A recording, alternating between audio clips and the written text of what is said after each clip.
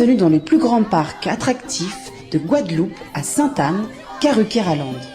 Le parc Karucoco vous accueille pour des moments de détente, de sensations, de confort et de formidables moments conviviaux. Le parc de Karucoco, impasse des Sapotilles, route de Delair à Sainte-Anne. Karukéraland, c'est aussi Karucoco Lodge, des appartements d'exception à proximité du parc. Piscine, jacuzzi, jardin privatif, des espaces accueillants avec une décoration hors du commun.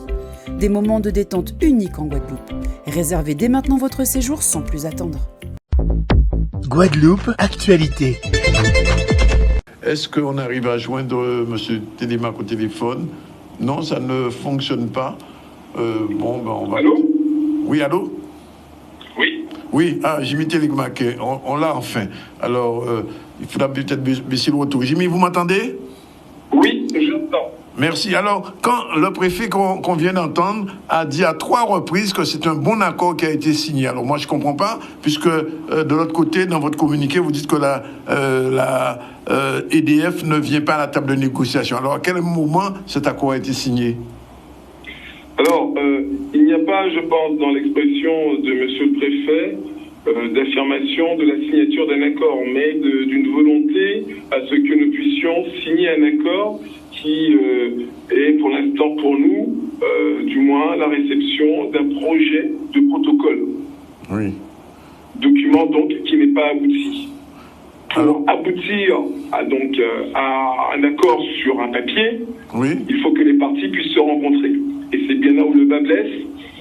Nous avions rendez-vous avec la direction de l'EDF le vendredi 27 janvier dernier. Oui. Et rendez-vous confirmé par les services de l'État qui sont présents en tant que facilitateurs. Je fais un distinguo entre facilitateur et médiateur. Oui. Et la direction de l'EDF ne s'est pas présentée. Depuis, nous n'avons eu cesse que demander à la direction d'EDF PUI de venir finir les discussions entamées.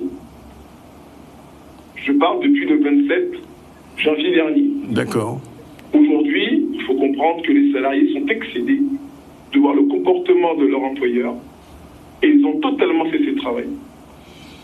Bon, alors ça veut dire qu'il n'y a aucune possibilité d'un accord en ce moment entre les salariés et la direction de l'EDF, c'est ça? Je sais que la Guadeloupe est un territoire où on fait des choses extraordinaires, mais je n'ai jamais vu, nulle part ailleurs, un facilitateur qui vous remet un document de la pointe des doigts, vous disant qu'il est bon, sans que vous n'ayez la faculté que de discuter avec l'autre interlocuteur qui est censé signer le document. Oui. Ça signifie que c'est un document qui allait dans un seul sens. Écoutez, je laisserai chacun comprendre ce qu'il a à comprendre. Moi, ce que je puis dire, oui, c'est quelques éléments très factuels. EDF PUI est une filiale à 100% de DFSA. EDFSA, tout le monde sait aujourd'hui qui est l'actionnaire majoritaire, c'est l'État. Oui, bien sûr. Et l'État qui est venu à la table des négociations. Alors, qu'est-ce qui risque de se passer dans les jours qui viennent? Parce que il va falloir qu'on trouve une solution peut-être. Alors, qu'est-ce que vous pensez qui va se faire dans les jours qui viennent? Alors, actuellement, je suis fortement sollicité par l'ensemble du corps médiatique. Oui. Nous tâchons de répondre à chacune des questions qui nous est posée.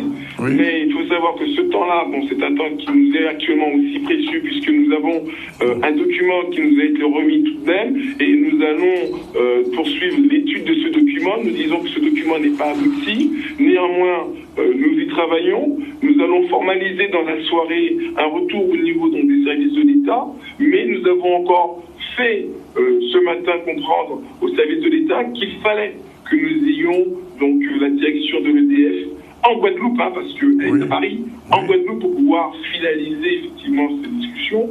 J'ai ce matin eu l'appel du président de région qui s'occupe aussi à faire en sorte que les discussions puissent reprendre. Donc nous sommes tous aujourd'hui bien conscients d'une chose, ce conflit n'a que trop duré, mais il dure parce que nous avons une direction d'entreprise qui joue au fantôme.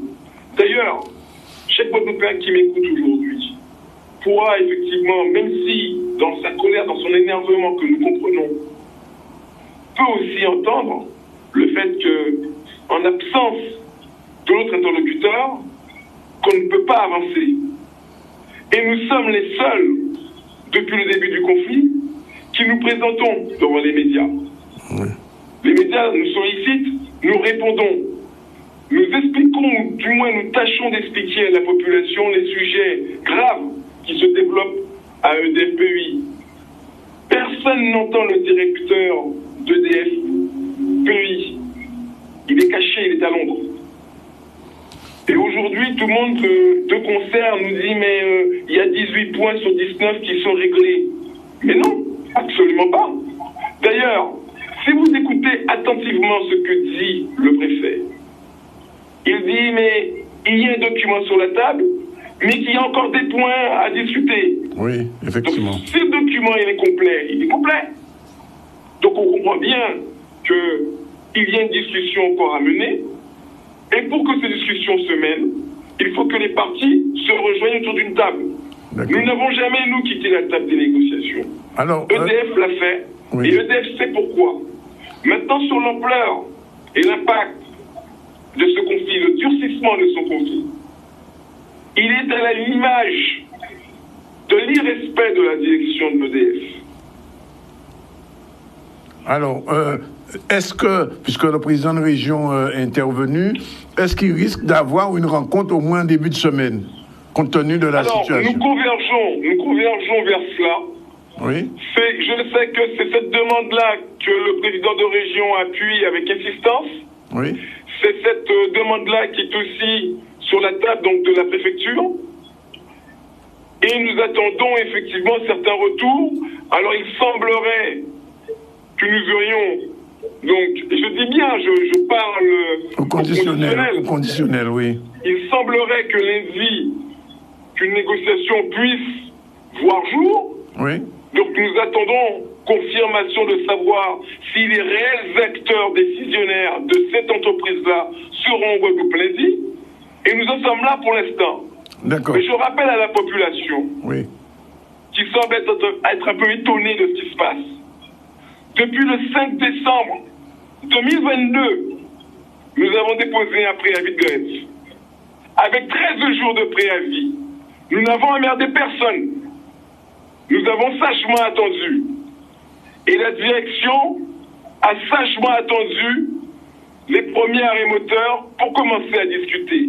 La responsabilité n'est pas sur les salariés qui sont en grève. Tout à fait. Alors, Jimmy Télémac, je vous pose la question par rapport aux Guadeloupéens qui disent qu'ils souffrent aussi de cette situation. Ce week-end, qu'est-ce qui va se passer? Est-ce que le conflit, enfin les coupures faites par EDF vont continuer ou alors est-ce que qu'est-ce qui va se passer exactement dans... Non, Daniel, nous sommes très clairs avec la population. Nous pas besoin de massif pour le monde. Ouais. Bitala bandé et qu'il était bandé. Il n'y a personne à la centrale donc de Jarry qui va reprendre le travail. D'accord, ok. Donc Bitala avait une plus. Maintenant, concernant les autres moyens de production, oui. Albioma va sortir de maintenance. Donc, il va y avoir d'autres moyens de production en Guadeloupe qui vont permettre effectivement de renforcer le réseau. D'accord. Mais il y aura toujours des délestages. D'accord, ok. Le travail à Jarry ne va reprendre que lorsque un accord sera signé. Pas avant. Bien. Je rappelle que pour la Noël, pour le Nouvel An, nous étions déjà en grève. Ouais. Et pour autant, les salariés en grève ont travaillé pour la population. En grève. Faut pas ni mais moi coûte. Aujourd'hui, il y a une difficulté. Cette difficulté, ça fait 8 ans qu'elle dure. Ça fait 8 ans que l'employeur tourne en rond à l'intérieur de l'entreprise et bafoue les droits essentiels du Code du travail auprès de ses salariés. Nous avons 2 agents qui ont perdu une jambe, amputés d'une jambe à quelques mois d'écart chacun. il n'y a personne qui va reprendre le travail à Jarry jusqu'à ce qu'un accord soit signé. Ok, Jimmy, eh ben, nous tentons et Alors, nous comprenons. j'ai un autre message, Danick, à faire passer. Vas-y. Il n'y a qu'un monde qui n'y a qu'un envie. Devine du bas central là. Nous qu'a vite.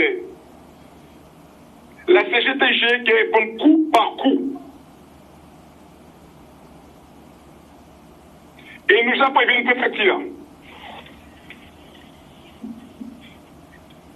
Bien. Ben, Jimmy, nous tentons le message là et nous comprenons.